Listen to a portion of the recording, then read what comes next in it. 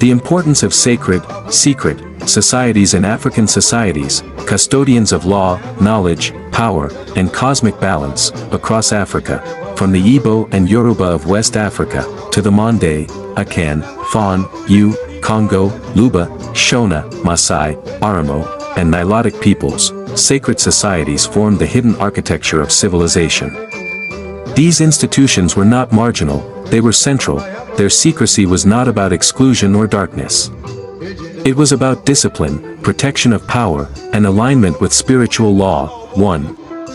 Guardianship of ancestral law and moral order. In African cosmology, law is sacred, not man-made. It originates from the ancestors, the land, the cosmic order. Sacred societies existed to enforce this law when ordinary social mechanisms failed. They upheld taboos, oaths, moral boundaries, sacred prohibitions. Their authority came from ancestral sanction, not weapons or political force. This made their judgments deeply respected and rarely challenged. Without these societies, ancestral law would have become negotiable, and once law becomes negotiable, disorder follows. 2. Maintenance of cosmic and spiritual balance. African societies understand life as a multi-layered reality involving the living, the ancestors, nature spirits, the unborn. Sacred societies acted as mediators between these realms. Their importance included appeasing offended spirits, correcting spiritual imbalance, preventing communal calamities, restoring harmony after moral violations. Droughts, epidemics, infertility, and conflict were often understood as signs of spiritual imbalance. Sacred societies addressed causes at the invisible level, not just symptoms. 3. Preservation and transmission of sacred knowledge. Not all knowledge was meant for public circulation. Sacred societies preserved ritual science, medicinal knowledge, divinatory systems, ancestral histories, symbolic languages and codes. Initiation ensured that knowledge passed only to those who demonstrated moral discipline, emotional restraint, loyalty to ancestral law. This prevented misuse of spiritual power. In African understanding, power without character is destructive. 4. Systems of justice beyond kinship and status. Sacred societies functioned as supreme courts across many African cultures. They judged cases involving murder, land violations, oath-breaking, sexual taboos, treason against the community. Their importance lay in their neutrality. Once a case entered a sacred society, lineage protection ended. Even kings, chiefs, and titled elites could be judged. Justice was restorative, not merely punitive. The goal was to restore balance between offender, victim, land, and ancestors. 5. Regulation of political and spiritual power. Sacred societies acted as checks and balances on leadership. In many African systems, kings ruled but did not dominate, chiefs governed but were restrained, elders advised but were accountable. Sacred societies could remove leaders, sanction abuse of power, withdraw ancestral legitimacy. This prevented tyranny and centralized despotism. Authority remained accountable to the ancestors, not personal ambition. 6. Rites of passage and transformation. Initiation into sacred societies marked spiritual maturity, not social privilege. These rites prepared individuals for leadership, trained discipline and restraint, taught silence, responsibility, and service, aligned initiates with destiny roles. Initiation was understood as a death of the former self and rebirth into responsibility. Those who could not carry the burden were not admitted. 7.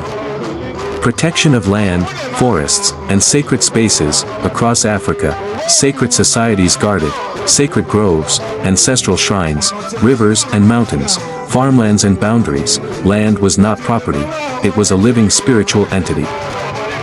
Violations against land were punished not only socially but spiritually. This preserved ecological balance long before modern environmental laws existed. 8. Enforcement of OATHS, covenants, and trust. African societies relied heavily on oaths rather than written contracts. Sacred societies administered oaths, witnessed covenants, enforced spiritual consequences. Breaking an oath invited ancestral punishment, illness, loss, or misfortune. This created a society where trust was enforced spiritually, not bureaucratically. 9. Social cohesion and conflict prevention, sacred societies prevented blood feuds, endless revenge cycles, interclan warfare. Their verdicts were final and respected. Once judgment was passed, reconciliation rituals followed, allowing communities to heal and move forward.